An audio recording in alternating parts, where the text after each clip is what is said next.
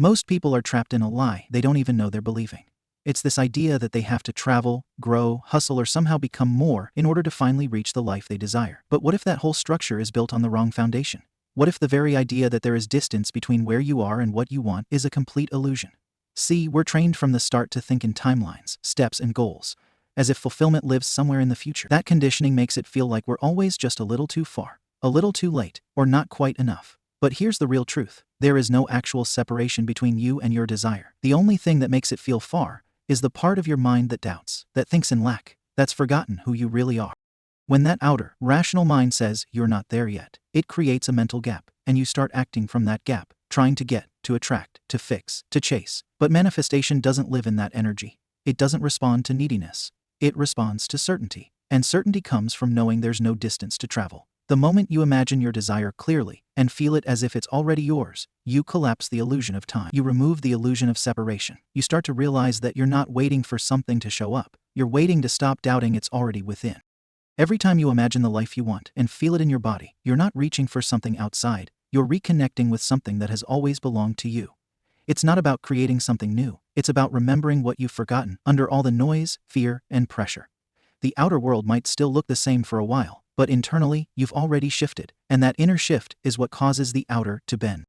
This is the part most people miss. They think they have to do more, but in truth, the less you try, and the more you remember, the faster things unfold, because remembering is what removes resistance. And once resistance falls away, manifestation becomes natural. So, no, you are not far from what you want. You are not on a journey to get it. You are just waking up from the idea that you're separate from it. And the faster you let go of that illusion, the quicker you see that everything you were chasing was never out there. It was always within you, waiting for you to notice it was already done. The world teaches that success is something you work your way up to, that you start from scratch, improve yourself, and eventually earn the right to receive what you want. But in truth, that entire idea of climbing a ladder toward your dreams is backwards. You're not moving toward your desire, you're moving from the place of already having it. Everything you're trying to reach is actually flowing from a version of you that already exists, already knows, already is. It's just that you haven't anchored into that version yet. And when you don't anchor into it, you keep chasing, you keep seeking, you keep believing you're separate. The reality is, you're not becoming something else. You're uncovering what's always been there. And that shift, that subtle but powerful shift, happens not by pushing harder, but by finally accepting that you're the one it's always been coming from. When you realize that you're not the seeker, but the source, everything starts to feel different. You stop asking, how do I get there? And start asking, who am I being right now?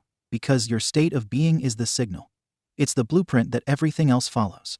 If you're living in the state of, I don't have it yet, then no matter how hard you try, your world mirrors that belief. But the moment you begin living from the assumption that it's already yours, that you are the one who has it, who lives it, who breathes it, then the world begins to align itself with that truth. This isn't fake it till you make it. This is be it until the world can't help but reflect it. It means choosing to feel full before the proof shows up. It means trusting the unseen more than the visible. That inner decision to live from your desired state instead of crawling toward it activates everything. It's the difference between begging and creating, between effort and embodiment. And the best part? You don't have to wait for anything to start doing this. You can shift right now. You can close your eyes, breathe, and step into the state of already being the one who has it all. The more you move from that space, the less you feel like you're chasing anything. Because you're not. You're simply expressing the reality that was always within you, one moment at a time.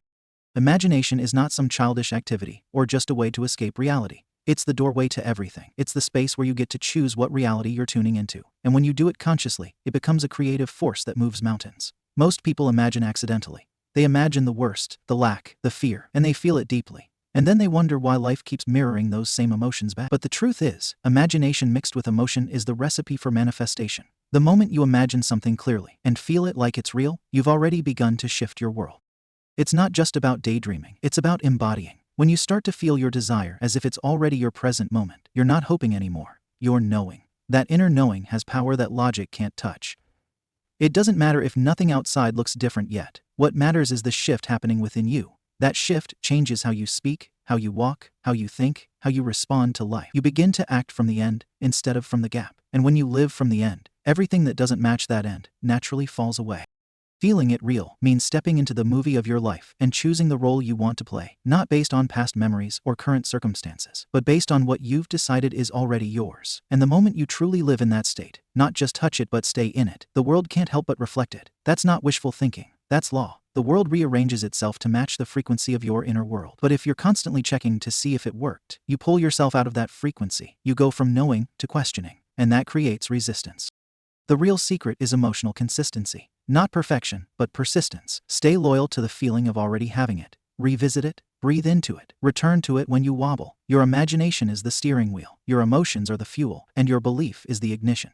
Keep choosing that inner state, and soon you'll notice how naturally things begin to shift without you needing to force a single thing. The power is not in effort, the power is in presence, and your imagination is the place where your presence becomes creation. There's a big difference between asking and knowing, between pleading and claiming, and most people are still begging for their desires, hoping something out there hears them and grants them a better life. But that energy of begging, of constantly checking, of looking for signs, it all comes from one place, not believing it's already done. That kind of energy doesn't create, it delays, because it's rooted in the assumption that something is missing, and that something or someone else holds the key to give it. But the truth is, nothing is missing, and no one outside of you holds the key. You do. You always have. To shift your life, you have to stop hoping and start assuming. Assume it's yours. Assume it's done. Assume the universe is already working in alignment with your decision. This isn't about being arrogant. It's about being aligned. When you assume, you move differently. You think differently. You walk into rooms with quiet certainty instead of loud desperation. And the world responds to that confidence. It starts rearranging itself around your conviction. The universe doesn't reward hustle. It mirrors your inner stance. If you believe it's done, and you refuse to waver in that knowing, life has no choice but to reflect it back. This doesn't mean you never have doubts. It means you don't let your doubts run the show. It means when fear creeps in, you gently come back to your inner knowing. You remind yourself, I'm not waiting for this to happen. I've already decided it has. That subtle shift in energy creates massive shifts over time. You stop trying to make it happen, and you start living like it's already your reality. That's the secret. To walk with the weight of it being done. To talk from that space. To let your actions match your new identity, not your old patterns. Stop praying from a place of powerlessness. Start claiming from a place of authority. You are the author. You don't ask the book how the ending goes. You write it. And the moment you fully claim that role, the story changes. You don't need signs anymore, because you become the sign. You become the walking proof. And all of life begins to lean in and listen to your energy, not your words. Don't wait for confirmation. Be the confirmation. That's how you create from wholeness, not from fear. There comes a moment when you stop looking for power in the outer world and start realizing it was always inside you. That shift isn't about ego. It's about truth. Because the kingdom you're looking for, the peace, the love, the abundance, the freedom, doesn't exist outside of you. It's not waiting in a perfect job, or the right relationship, or a certain number in your bank account. It lives in you. And the moment you accept that, everything changes. You begin to walk differently. You stop trying to force the world to give you what you think you're missing. Instead, you claim what already belongs to you. You are the source. You are the center. You are the one projecting the film of your life onto the screen of this world. And whatever you're conscious of being, that's what gets played out. So if you keep saying, I need this to feel whole, the world will keep showing you that you're incomplete. But if you start saying, I already am the version of me who has it all, your life will start reflecting that truth. It starts subtle. You begin to notice new ideas. You feel more peace. Old things fall away without struggle. You meet people, opportunities, and insights that match your new state. The more you live from that space of remembering your power, the less you feel the need to prove anything. You just know. You stop arguing with your reality, and you begin to recreate it. The crown was never taken from you, you just forgot it was yours. And remembering is the key. That's what awakening is. Not learning something new, but unlearning everything that told you you weren't already it. So today, ask yourself honestly, who am I being right now? Not what do you want, but who are you being? Because who you're being in this moment is what shapes the next one. If you can shift that, even a little, and keep coming back to it, your whole life begins to rise to meet that version of you. No begging, no chasing, just remembering. And as you live from that knowing, you'll start to notice how naturally things unfold. Not because you forced it, but because you finally stopped resisting who you truly are. You remembered the infinite within you, and you wore your crown again. If this opened something in you, if even a part of you felt like it was remembering something you've always known deep down, then tell me in the comments. Who are you now choosing to be? Not what you're waiting for, not what you're chasing, but who you're deciding you already are. I want to hear it. Speak it into existence. Let the world meet the version of you who already has it all.